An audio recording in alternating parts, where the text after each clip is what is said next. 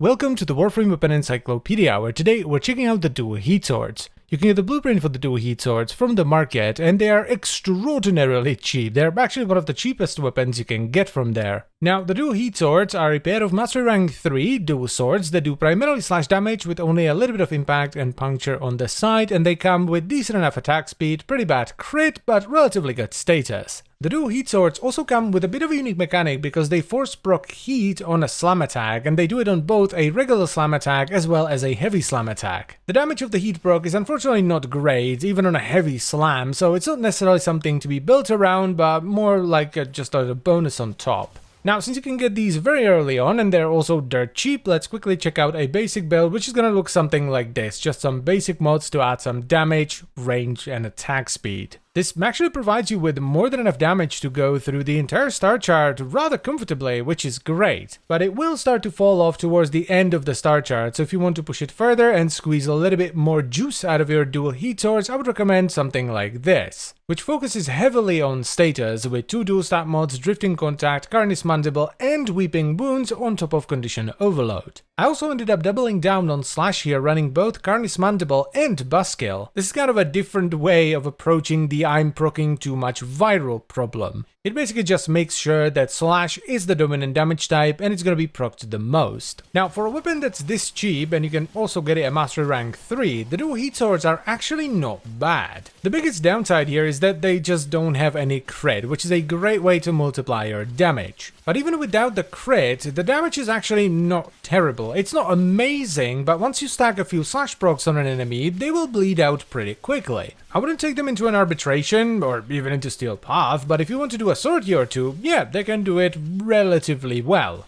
The dual heat swords are old, like extremely so. They're one of the few weapons that were in the game before I even started playing back in 2013. But despite that, they're still pretty good. The game has been relatively kind to them. They're a great early game weapon that you can just get and fly through the star chart with. There's not really a reason to get them if you're not a newer player, but if you are, these are actually pretty great. One of the things that helps them a lot is that they are dual swords, and dual swords are some of the better weapons in the game because of the stances. The stances for dual swords are absolutely exquisite. And it sort of helps to offset the lack of crit, though of course not entirely. It would have been better if they had at least some crit potential. So, the dual heat swords, I think they're a pretty great early game weapon, and if you want to try out some dual swords and you're a newer player, definitely pick them up. But if you're already beyond the early game, there isn't really a reason for you to pick them up. And that is pretty much it, so I thank you very much for watching. As always guys, I hope you've enjoyed the video and found it helpful, and I will see you some other time.